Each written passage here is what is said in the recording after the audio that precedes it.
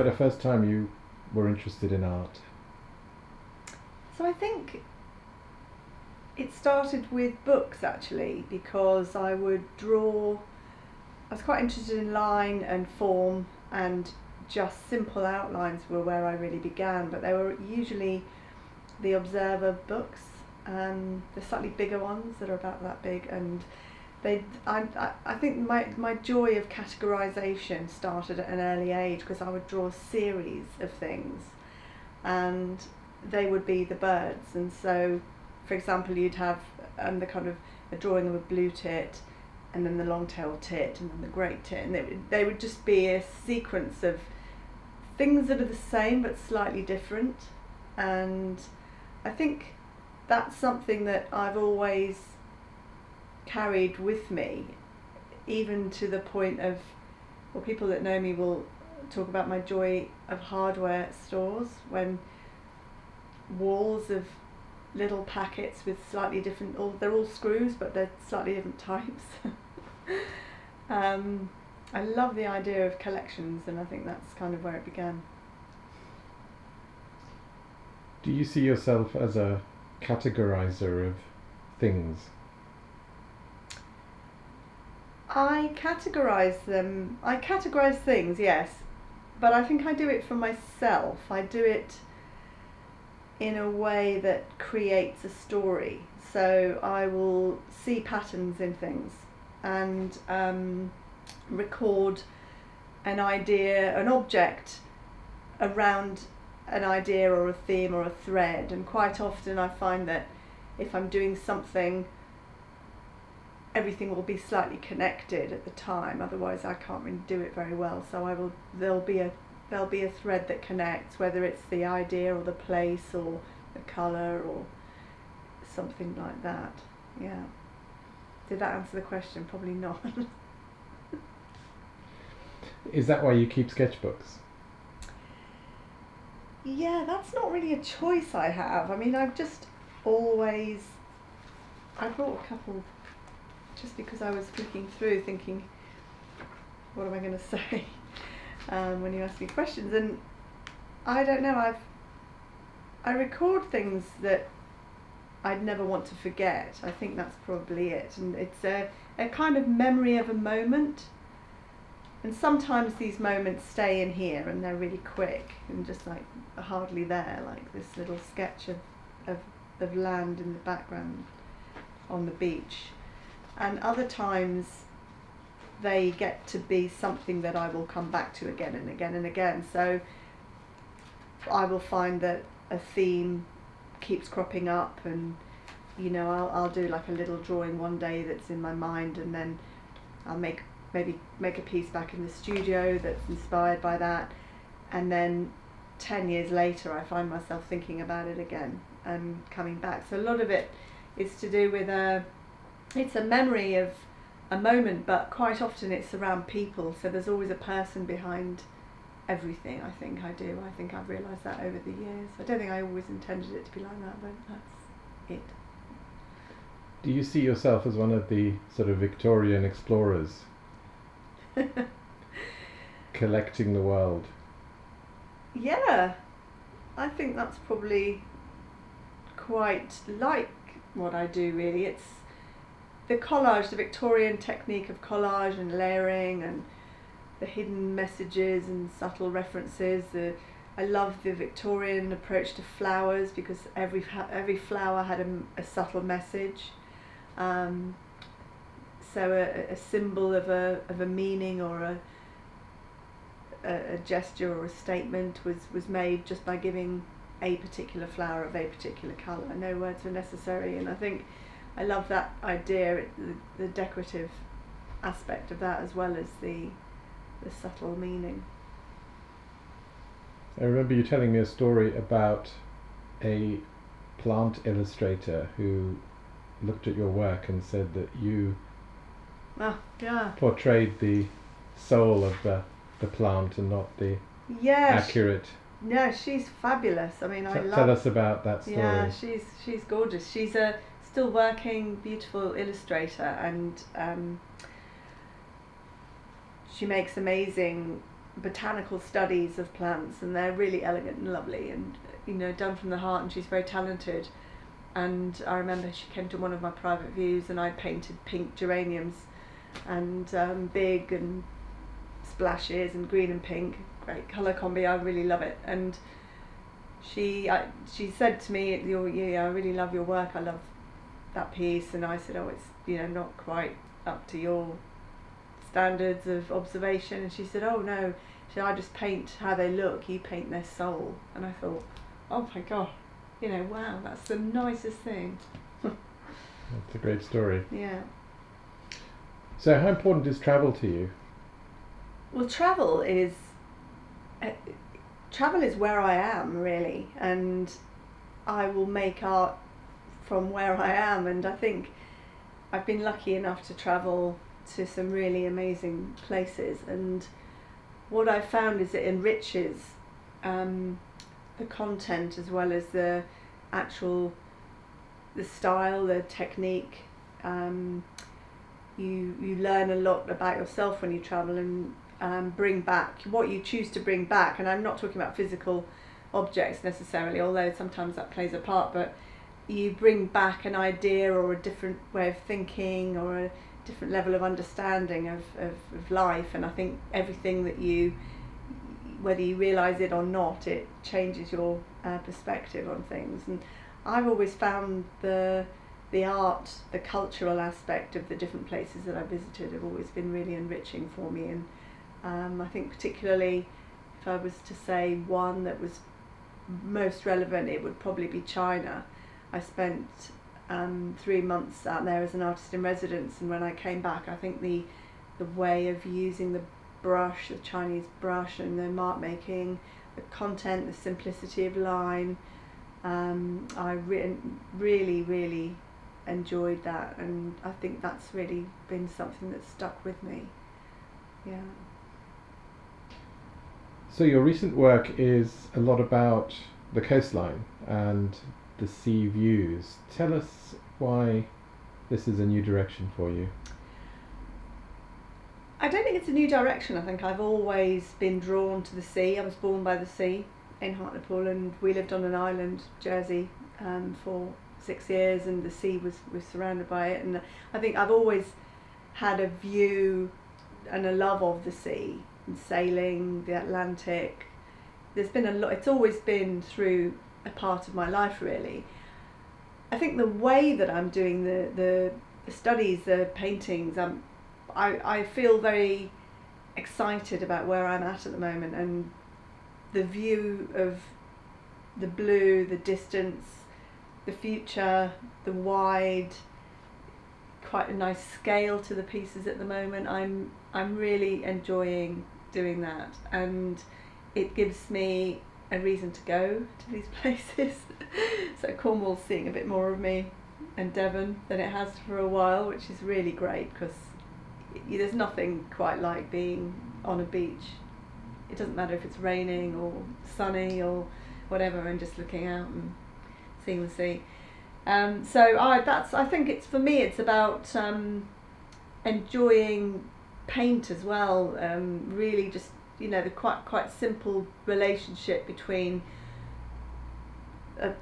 something that is my experience and looking, and then applying the paint to capture a moment in time. I think that's really what it's about. And so there's always a story. I mean, everything I ever do has a story to it, but the story is secondary. It's not. Sometimes the story has played more of a part to my pieces. That's been, whereas it's always the view, and there might be a little backstory that's hinted at in a tiny bit of text or a colour or an additional drawing. So I'm enjoying the breadth of it, the simplicity and the space that you get from doing that kind of work. I'm really, really loving them. How does optimism play a part in your work? I think it's quite important. I think my work's really optimistic, and I've heard from other people, the people that buy my work, how it makes them feel, and I think that comes about. I paint. I wouldn't say I go out to make optimistic work. But I think as a person I'm very optimistic, and I always think of the good. I always find the good in everything. And I think that, that comes out. You just find yourself, I don't know, this was I don't know, I wasn't really going to show anything today, but this is a fountain. And I spent absolutely ages drawing that. And I've never done anything with it actually, but I think I will. But quite a lot of, the idea of water flowing, and there's always something in there that will make people, I think, generally feel good. I hope, anyway, about looking at my work, whether it's a colour or what I draw.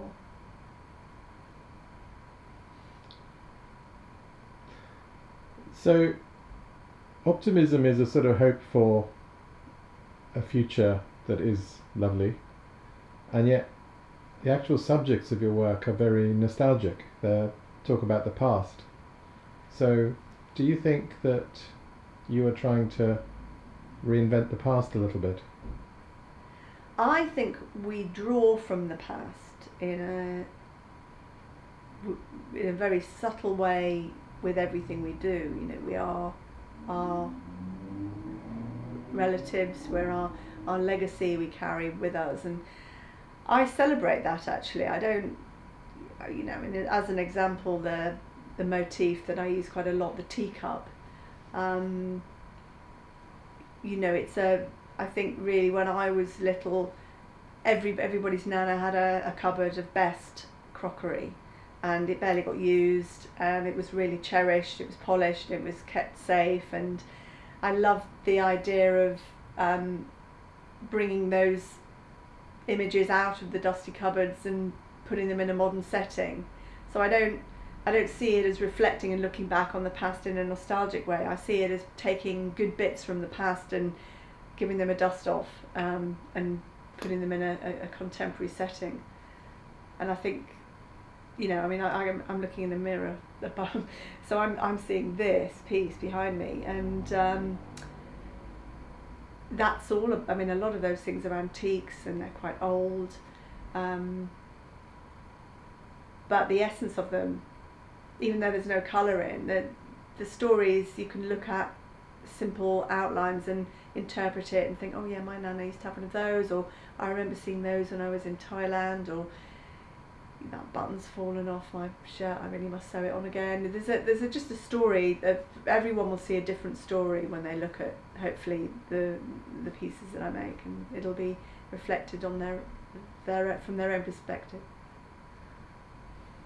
So, nature features quite heavily in your work. Tell us why that is. I think nature's something that I love to surround myself with. You can't see the rest of this room, but it is full of plants. The house is full of plants, and I love the way it creates shapes, the way everything that's growing, you never quite know what's going to happen next. The colour, the fact that it creates oxygen for us, the plants. I don't know, there's something so enriching about it. I get drawn to it wherever I am, really, and I think I see it in every subject. So the flowers that come into my work are, it's almost too big to talk about. How would I summarise it? So, for example, in New York, if I go somewhere, we were lucky enough to go recently, and I'm drawn to the tiny flowers that are growing up the very bottom of a massive skyscraper. So I will find that flower on a balcony that's really high up, so you can hardly see it, but I'll still spot it. And I think it's it's a survival thing. It's a never-ending story of shape and pattern and colour that I just love spotting everywhere, really. And I think for me as well, the way of moving when you're drawing nature, where your hand it's like dancing really, with the shapes and the forms, the organic line. It's if I don't know what to do, I'll always go and find something green. Tell us about lists. Oh my god, I love a list. I love a list. This is a book full of lists. So I will just, I will just write it down. If I look at a list that I did, it's probably a bit of a worry, but I don't know. I can never get too many lists in my view. It takes me back to where I was at, and this is just one book, but it's almost like word association. I can remember a feeling and a smell and a colour and a thing through the words, through the combination of words. It's almost like the lock on a, you turn the locks and the door opens. It's like that, with the combination of the words together, and even the way I write them. I'll be back in the place that I was. It takes me back there, and then it's easier to record. So when you're back in the studio and you want to remember the pink of the plate with the green of the spinach, I will remember that by the words that I wrote, along with a little sketch that I did at the time in the restaurant. That's great. How do you come up with your ideas? I think my ideas, I was thinking about this today, I think my ideas appear like little vignetted, sort of distant, out of focus paintings in my mind, pictures, and then I start to make them and bits become clearer. It's almost like it comes into focus as I'm working, and the sketchbook's part of that. You kind of know, you think, oh, is that an idea, and it comes into your head, and sometimes it will keep coming back and you think, right, I'm just going to try and draw it, and sometimes you draw it and you think, oh no, that's not right, and then you start from a different angle, you come at it from a different perspective. It's about trying to paint a feeling or a minute. It's something that's almost like coming out of the mist, and you're trying to capture it, almost like trying to understand a language, really, trying to be able to speak the language. You hear the words and it's like a translation into a painting. Yeah. So when you're doing a commission for somebody, how do the ideas come then? So I do commissions for people who, they generally find me through my galleries, or they'll see a piece of work and have a nice reaction to it and then get in touch. And I do commissions for people who want something that I can already imagine myself doing, if you know what I mean. So there'll always be a connection or a thread, something that is very much what I'm doing, but my commissions are always the story of that person, which is what I do anyway in my work. So I will tell the story of an object or the story of a person, and these, sometimes I choose them myself and sometimes they find me, and then I'm lucky enough to hear somebody else's angle on a thing or a moment or a memory, and then I create a piece inspired by my vision of that. So yeah, it's a really lovely process. It often informs the work that I do afterwards as well, because it's such a privilege hearing the stories, somebody else's life, and then being able to paint it. And quite often there's things that I'll do on the way that then I'll take with me.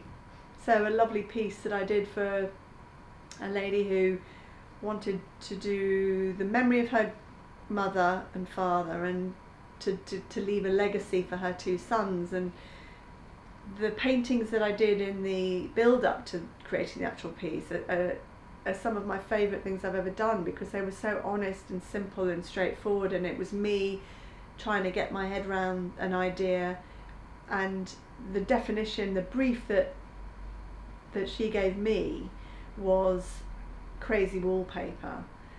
and for me, I think the patterns that I see and the layering and the idea of wallpaper anyway is quite evocative, and I think that's something that really I've kept with me actually, and I still enjoy working in that way. In fact, I was doing some this morning that I did lots of square studies that just gave me a formula to work out the way that the piece was going to be represented, the way that it was going to be painted before you work on the actual thing. And actually I enjoyed the studies as much as the actual piece. The piece was fantastic. I'm very proud of the piece. I love the piece.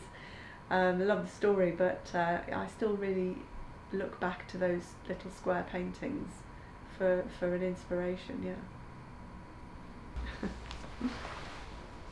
Well, thank you very much. Thank you very much for sharing your thoughts with us. Is there anything you'd like to finish off with? It's actually, this is the first time I've really talked about my work, and it's like in this way. I mean, it's quite incredible because it makes you. And I've found that as I've been looking through, just before we started the interview, I started looking through some of my books and thinking, what on earth am I going to say?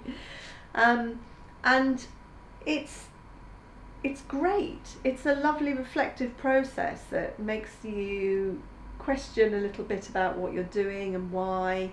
It gives me a great opportunity to go back through my books and imagine and go back to where I was and think, right, how does where I started lead to this? And I mean, I've been painting now for